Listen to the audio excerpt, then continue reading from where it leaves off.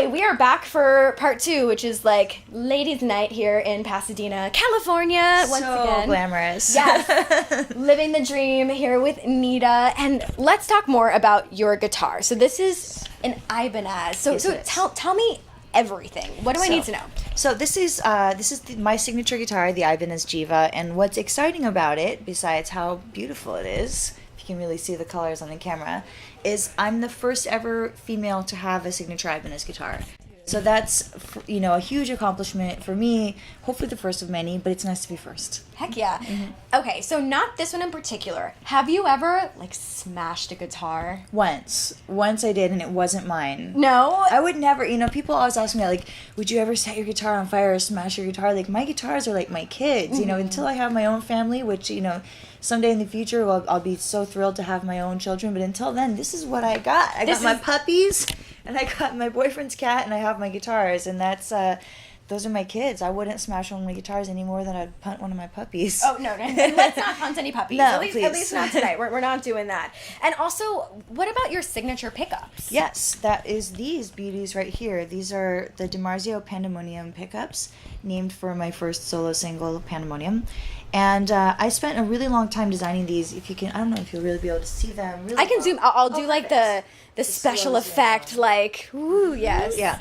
So I spent a long time designing these with Dimarzio pickups, and they really they work really well with the woods in the guitar, so they resonate really, really beautifully together, and they're stylish looking too. They are. Yeah. They are super cool. Mm-hmm. Okay, so my next question for you is: do you, besides puppies and your boyfriend's cat and guitars, do you collect anything? Oh gosh. Food? I love to eat. Snacks? Oh my snacks gosh. at the house? Okay, so we were talking about Oreos.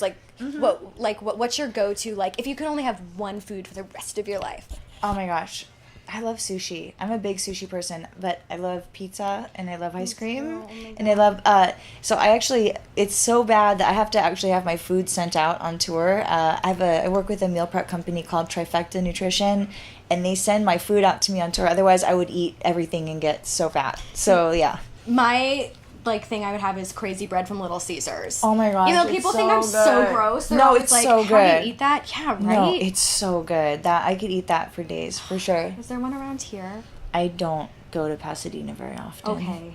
Well, if there's a Little Caesars, if you guys could deliver, that'd be really great. Have you ever had an embarrassing moment on stage? Oh, so many. So, fun fact, you've been on our stage. Did you notice the nice plush carpet that kept you from slipping and falling down? Perhaps. I think I was so overwhelmed. But did you slip and fall down? No, I did not. So did you? I've slipped and fallen down so many times that they had to carpet the stage for me. That's very so kind. You'll remember you were on stage during School's Out. There's all those bubbles and stuff going on. When there's no carpet, that stage is very slippery. I can imagine. It's covered in sweat and soot and bubble goop. And what a mixture. And me and my Doc Martens is just a recipe for disaster. So I've slid across that stage so many times that literally they had to spend money and get a carpet that we carry with us now. But you haven't broken any bones or any guitars or anything, right? No.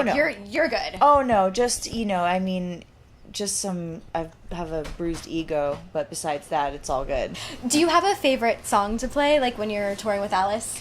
I like doing the 80s stuff, so anytime we do any of the Kane Roberts stuff or anything off Trash, I always really like Feed My Frankenstein, The World Needs Guts, I really like playing, so any of the fun solos, that's what I like. Did you ever get to go inside Frankenalice? I never have. I've worn the feet a couple times, but it's a whole thing, I wouldn't really know how to operate it. Right, even the feet are gross, though. If you ever really look closely at the Frankenalice feet, they are disgusting. Yeah? I mean, they are smelly, and they're supposed to look gross. Right. They're made to look gross, but they're really gross. They're actually gross? Yeah.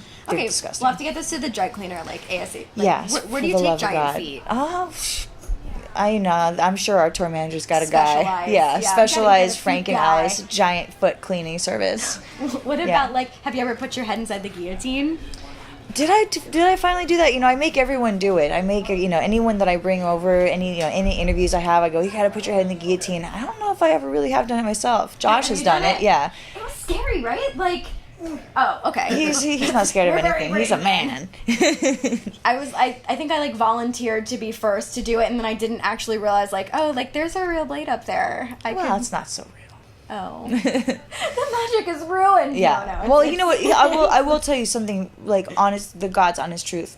I stand 5 feet from that guillotine every single night, and I don't know how they do it. Yeah. Like, you know, the blade might not. I don't know how sharp it really is, but I'm right there on stage. I've done the show, you know, 150 to 200 shows a year for 4 years, and you know, so thousands of times I've seen this. And as far as I'm concerned, Alice gets his head in, they lock him down, the blade comes down, he dies, and they take him out. Like, his head falls down and he dies. Like, I don't know how they do it. Okay, here's what I'm thinking. Maybe you guys are with me. Mm-hmm. What's that movie? Is it The Prestige? I won't know. I don't watch a lot of movies. Have you seen it? Okay, so for everybody watching this, I get it's like about the magicians. Mm-hmm. I don't want to like give away the ending if you guys haven't seen it. I haven't seen it. Okay, I'll tell you guys after. Okay. Okay. My final question to you is back to your Kickstarter. So, what is your vision for your album? So, really, you know, I've spent the majority of my career playing other people's songs, and I wanted to do something that just came from my heart, you know, that was just what I wanted to do. Not any record label telling me, like, you know, I want you to sing, or I want your album cover to look like this, or you have to tour at this time. Like, I needed something that I could just do on my own. So doing the crowdfunding, the Kickstarter really enabled me to just do it on my own terms without anyone looking over my shoulder, without anyone saying, you know, I gave you this money, you have to pay it back, or, you know, or else. And it was really just a unique way of doing it. So I'm excited to just get my vision out to the world. Well, congratulations. That is so awesome. Thank you. And like, so it ends in 16, maybe 15 hours right now. Probably, yeah. It ends at 8 a.m. on Star Wars Day. Oh my gosh. Yeah. That's so exciting. Super exciting. Well, I'm really stoked to hear the album, especially Thank you. like, you know, supporting like a really strong female. Thank And you like, so much. I'm in awe of your talent and your ability. And I've been to a few Alice shows, but there's something about you that's incredibly captivating. And I mean that like from the bottom of my heart, that as much as I love Alice, I always find myself staring more at you, watching you like jam out on that stage. Thank so. you. It's a huge compliment. I'm in awe of your Ric Flair tattoo. Oh, So. woo to that. Woo! Woo! Well, thank you so much, Nita. I really appreciate it. Thank you for having me on. All right. Bye, guys. Bye.